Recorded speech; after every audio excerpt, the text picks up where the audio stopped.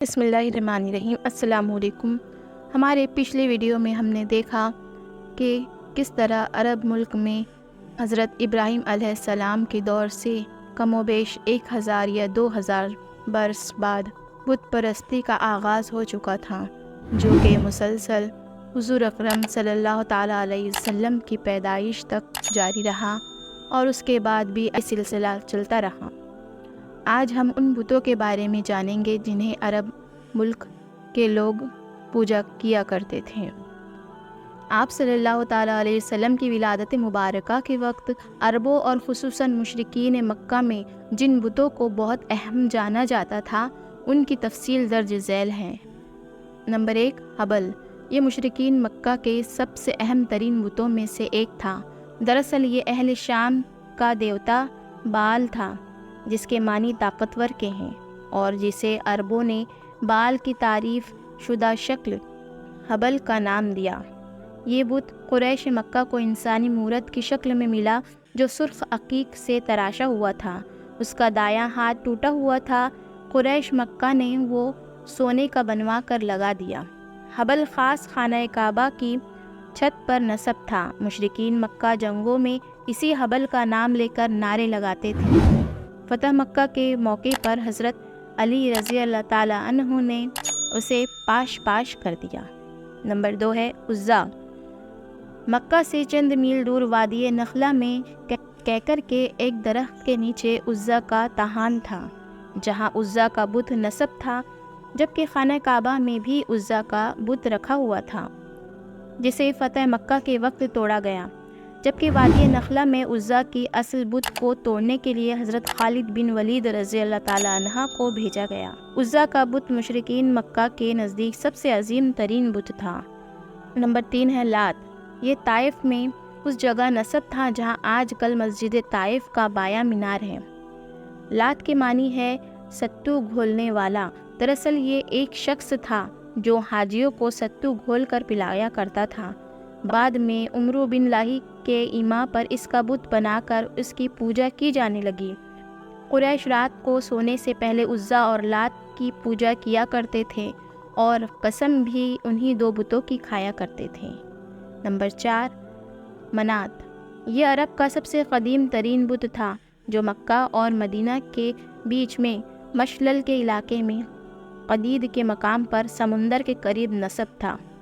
منات کی پوجا کا آغاز بھی عمرو بن لاہی نے کیا۔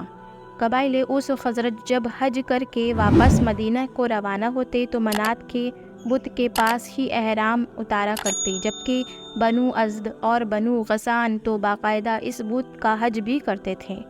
اہل مدینہ کے نزدیک حج کی تکمیل تبھی پوری ہوتی تھی جب تک منات کی پوجا نہ کی جائے۔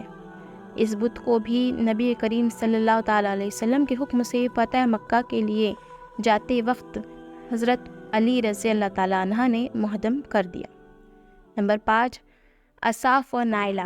یہ انسانی شکل کے بت تھے۔ دراصل ایک مرد اصاف اور ایک عورت نائلہ کعبہ میں زنا کے مرتکب ہوئے، اور جب لوگوں نے آ کر دیکھا تو وہ پتھر بن چکے تھے۔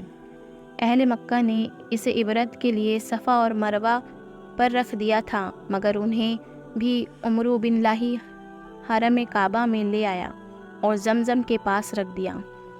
لوگ ان کا طواف بھی کرتے تھے اور قربانیاں بھی کرتے تھے۔ نمبر 6، سوا۔ یہ ان 5 بتوں میں شامل تھا جن کو قوم نوح پوجا کرتی تھی اور جنہیں عمرو بن لاہی شام سے لایا تھا۔ باقی 4 بتوں میں نصر، ود، یعوق اور یغوز شامل ہے۔ یہ بت عورت کی شکل میں تھا اور مدینہ منورہ کے قریب نصب تھا۔ نمبر 7، نصر۔ یہ بت یمن میں حمیر کے علاقے پہ نصب تھا۔ یہ گدھ کی شکل کا تھا۔ اہل حمیر تب تک اس کی پوجا کرتے رہے جب تک انہوں نے یہودی مذہب اختیار نہ کر لیا۔ نمبر 8، یعوق۔ یعوق کے معنی مصیبت دور کرنے والے کے ہیں۔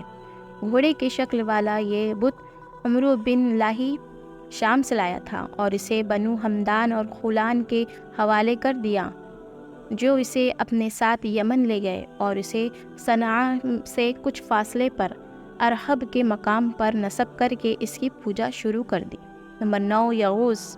یہ بت بھی یمن کے ایک علاقے اقما میں نسب تھا۔ یہ شیر کی شکل کا بت تھا۔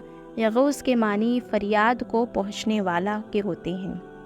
Number 10 with. یہ بت دو متا الجندل کے مقام پر نسب تھا اور بنو کلب اس کی پوجا کیا کرتی تھی، جبکہ قریش مکہ بھی اس کی عظمت کے قائل تھے اور اس کو پوجتے تھے۔ ان کے علاوہ آئم، الدیزنان، اقیصر، الجلسد، ذوالخلصہ، ذوالشرا اور ذوالکفین بھی عربوں کے اہم بتوں میں شامل ہیں، جبکہ غیر اہم بتوں کی ایک کثیر تعداد ان کے علاوہ ہیں۔ تو آج ہم نے یہ جانا کہ کس طرح عرب ملک کے قبیلے الگ الگ بتوں کی پوجا کر کے ان سے اپنے مقاصد پورا کرنے کے لیے دعائیں کیا کرتے تھے۔ اس طرح آپ صلی اللہ تعالیٰ علیہ وسلم نے اعلان نبوت میں فتح مکہ کے وقت ان بتوں کو کعبہ شریف سے نکلوا کر نیست و نابود کروایا اور مکہ میں بت پرستی کا خاتمہ کروایا۔ انشاءاللہ اس سے آگے کا بیان ہم اگلے ویڈیو میں دیکھیں گے۔ اللہ حافظ۔